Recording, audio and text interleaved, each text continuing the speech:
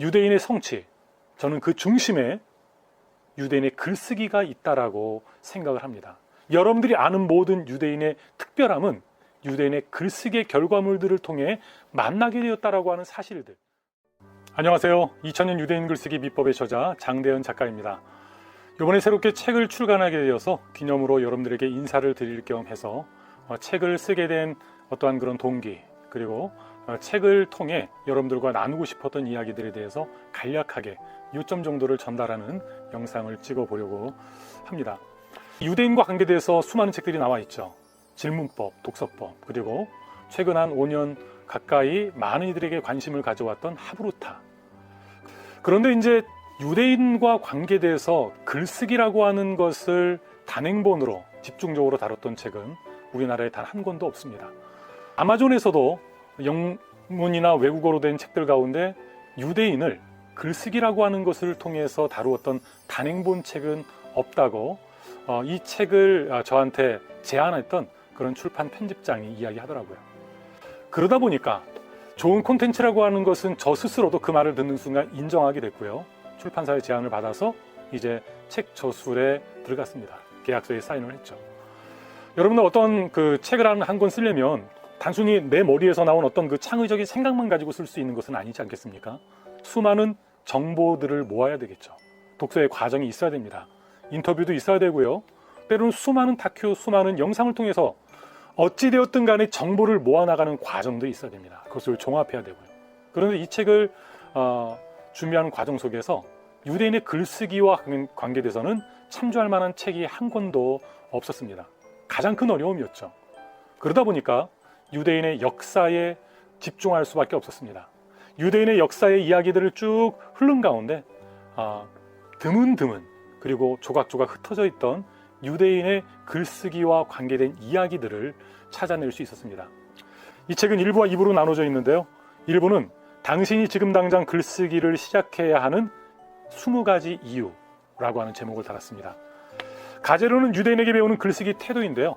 여기에서 그들의 어떤 그 역사적인 어떤 그 흐름 속에서 어떻게 글쓰기라고 하는 것이 그들에게 어떤 그 차이를 나타낼 수 있는 기회가 되어줬는지를 증명하기 위해 노력했고요. 특별히 우리가 유대인들의 글쓰기와 관계돼서 빼놓을 수 없는 타나크 글쓰기, 그들의 경전이죠. 우리 개신교에서는 구약성경이라고 부르죠.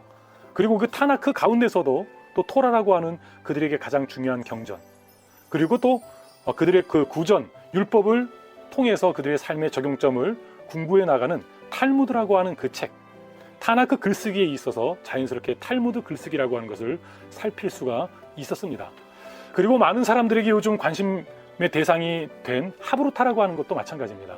하브루타라고 하는 것은 단순히 말로 어떠한 그 의사를 주고받는 토론이 아닙니다. 진정으로 차이를 만들어내는 하브루타가 되기 위해서는 물론 독서도 마찬가지고요. 하브루타도 마찬가지입니다. 하브루타 이전에 글쓰기가 있어야 되겠고요. 그리고 하브루타 이후에 정리하는 글쓰기 없이 진정한 하브루타의 효과를 낼 수 있는 방법은 없습니다. 그래서 1부에서는 그들의 역사를 전반부에서 살피고요. 그리고 후반부에는 타나크 글쓰기, 그리고 탈무드 글쓰기, 그들의 하브루타 글쓰기라고 하는 컨셉을 통해서 유대인의 글쓰기에 대한 내용들을 살펴보았습니다. 그리고 이제 파트 2, 어떻게 쉽고 분명하고 남다르게 글을 쓸 것인가 라고 하는 곳에서는 유대인의 그 글쓰기를 하나의 공식으로 삼아 보았습니다. 어떻게 그들의 삶의 차이를 나타내었던 글쓰기를 오늘 우리의 삶의 적용점으로 삼을 수 있을까라고 하면서 에스크라고 하는 우리 신약 성경의 유대인인 그 예수 그리스도의 찾으라, 구하라, 찾으라, 두드리라 라고 하는 그 말에서 에스크라고 하는 에스크, 시크, 그 다음에 노크, 구하고 찾고 그리고 두드리라고 하는 것에서 영감을 받아서 에스크 글쓰기, 키워드 글쓰기 비법이라고 하는 것으로 유대인들의 그 차이를 만들어내는 글쓰기에 대해서 여러분들에게 방법론을 제시하고 있습니다. 특별히 이 책의 그 유대인의 글쓰기 비법의 그 중심에는 트리비움이라고 하는 용어가 있는데요. 트리비움이라고 하는 용어는 어찌 보면 유대인의 용어는 아닙니다. 그러나 유대인의 그 비밀, 우리가 알고 있는 그 유대인의 어떠한 그 놀라운 그 성취의 비밀을 풀어내기 위해서는 우리가 익히 알고 있던 독서, 질문법, 그리고 하브루타, 그리고 어떤 그 종교적인, 역사적인 그 어떤 흔적을 통해서는요, 결코 핵심을 꿰뚫는 중심축을 형성하는 것을 찾아낼 수가 없습니다.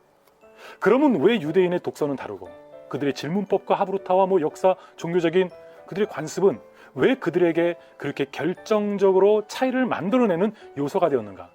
바로 저는 그것을 트리비움이라고 하는 것으로 풀어나갔습니다. 트리비움은 세 가지 길입니다. 세 가지 배움의 길이죠. 문법과 논리와 수사, 그래머, 로직, 레토릭을 이야기하는데요. 그 그래머, 로직, 레토릭이라고 하는 것을 어떤 우리의 언어로 다시 한번 바꿔본다면요, 지식을 수용하고 그리고 수용된 지식을 연결시키고 조직화하고 정리하는 겁니다. 그리고 마지막엔 레토릭, 표현하는 겁니다. 나의 언어로, 나의 창의적인 언어로. 만약에 이 트리비움이라고 하는 개념과 에스그 글쓰기, 키워드 글쓰기라고 하는 그 개념에 대해서 이해를 하게 되신다면 여러분들이 기존에 알고 있던 유대인의 질문법, 독서법, 그리고 하브루타, 수많은 유대인의 또 다른 어떠한 그 성취의 구성 요소라고 여겨지는 것들에 질서를 부여해 나갈 수 있는 개념이라고 생각을 합니다.